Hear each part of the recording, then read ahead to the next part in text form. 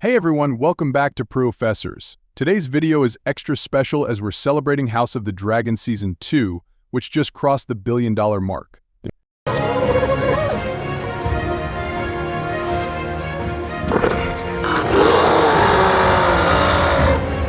The season not only brought us epic battles, fiery dragons, and political intrigue, but also answered some of the biggest questions that Game of Thrones left behind. Whether you're a hardcore fan or new to Westeros, these revelations are sure to blow your mind. So let's dive into the top 10 questions from Game of Thrones that finally got their answers in House of the Dragon Season 2.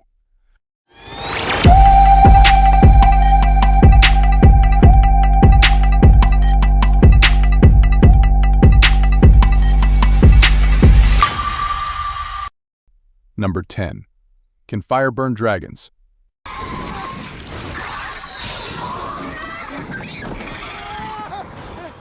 One of the most debated questions in Game of Thrones was whether dragons could be harmed by fire. In House of the Dragon Season 2, we get a definitive answer. During the intense Battle of Rook's Rest, we see Vhagar's fire severely injure both Aegon I and his dragon, Sunfire.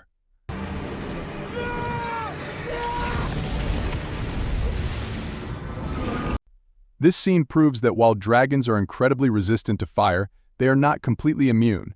The implications are significant, as it challenges the long-held belief that these creatures were untouchable in their own element. This revelation adds a layer of vulnerability to dragons, making their battles even more thrilling and dangerous. It also ties into Daenerys' story in Game of Thrones, where we saw her emerge unscathed from fire multiple times, leading many to assume the same about her dragons.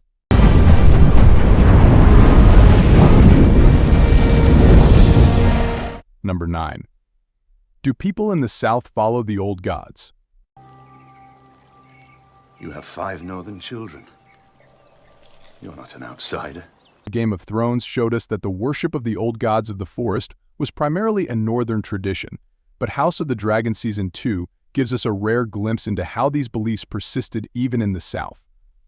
While the Seven are predominantly worshipped, there are hints that some houses still hold onto the old gods, especially those with northern ties. This is particularly evident in the scenes set in Harrenhal, where the cursed fortress still bears traces of its ancient past.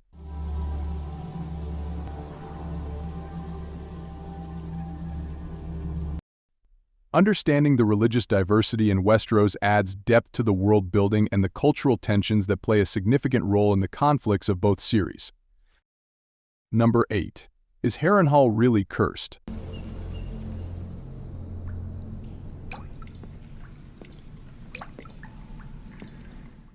Harrenhal has always been known as a cursed place in Game of Thrones, with every house that occupies it meeting a tragic end. Season 2 of House of the Dragon reinforces this notion as we witness the fallout from the Targaryen Civil War and the eerie atmosphere that surrounds the castle. The death toll continues to rise, and the castle's dark reputation only grows, confirming the fears that this place is indeed cursed.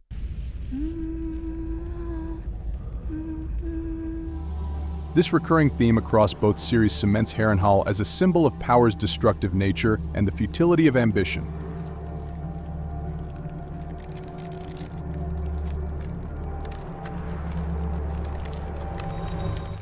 Number 7. Do dragons fight dragons?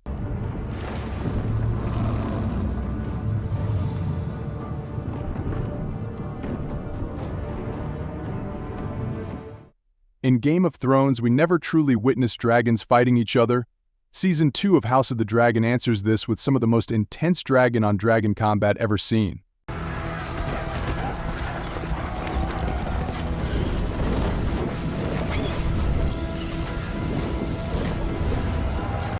The sky becomes a battlefield as dragons lock claws, bite, and unleash torrents of fire upon each other. This not only showcases the destructive power of these creatures, but also how the bond between rider and dragon can be tested in the heat of battle. This adds a whole new dimension to the Targaryen Civil War, where dragon fights aren't just a possibility, they're a brutal reality.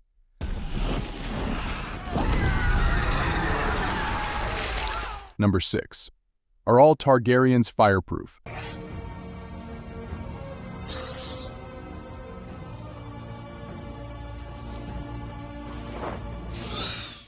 Daenerys Targaryen famously survived fire, leading fans to speculate that all Targaryens might share this trait.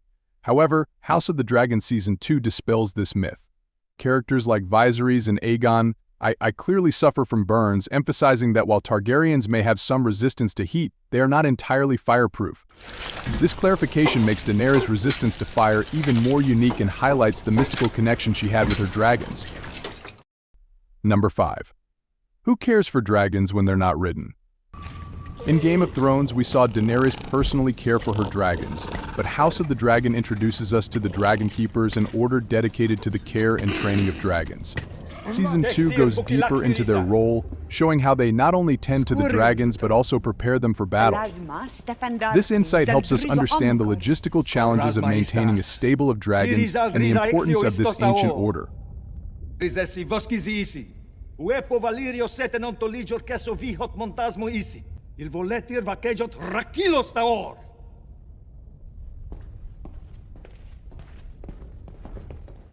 Number 4. How were the Night's Watch men chosen before their decline? I need my men here. Whilst your men guard against wildlings and weather, the High Towers plan to usurp the throne. If my mother is to defend her claim to hold the realm united... In Game of Thrones, the Night's Watch is a shadow of its former self, filled with criminals and outcasts.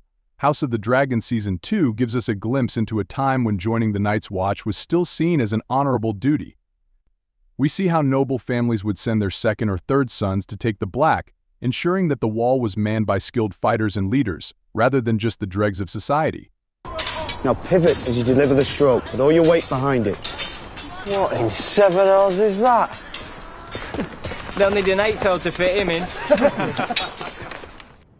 This historical context adds gravity to the decline of the Night's Watch scene in Game of Thrones, highlighting the erosion of one of Westeros' oldest institutions. Number 3. Why didn't dragons explore beyond the wall? Game of Thrones hinted at the mysterious power of the wall, but House of the Dragon Season 2 gives us a more concrete answer. When King Jaehaerys I and Queen Alysanne Targaryen visited the wall, their dragons refused to fly beyond it.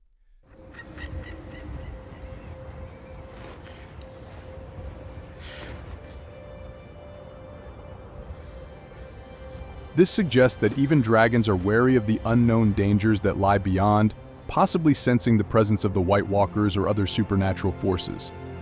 This reinforces the wall's significance not just as a physical barrier but as a mystical one, even for creatures as powerful as dragons. Number 2. Can a riderless dragon be reclaimed?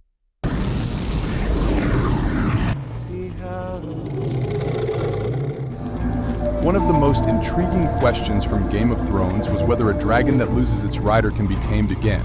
House of the Dragon Season 2 explores this through the story of Seasmoke, a riderless dragon that remains a key player in the conflict.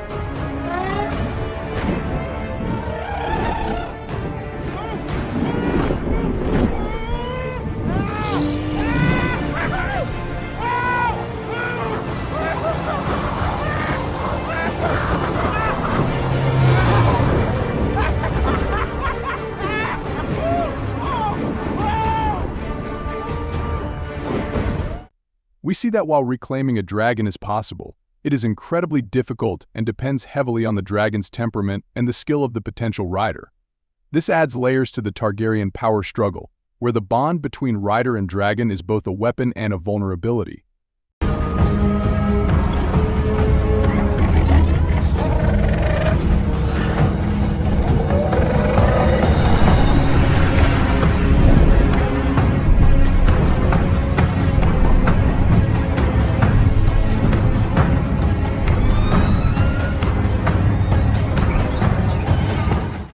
Number 1.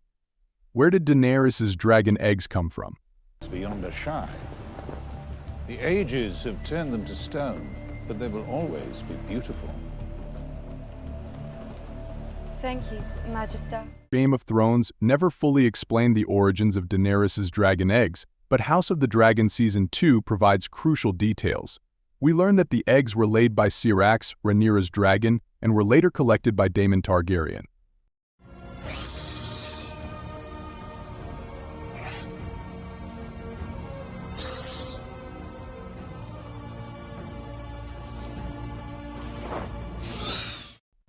These eggs were eventually sent to the Vale for safekeeping, only to resurface years later in Essos, where they were gifted to Daenerys. These eggs are even more fragile, but should all come to ruin here, you will bear our hope for the future. This revelation connects the dots between the two series, enriching the lore of Westeros and the Targaryen legacy. Understanding the origin of Daenerys' dragons deepens the connection between the two series and adds a sense of destiny to her story.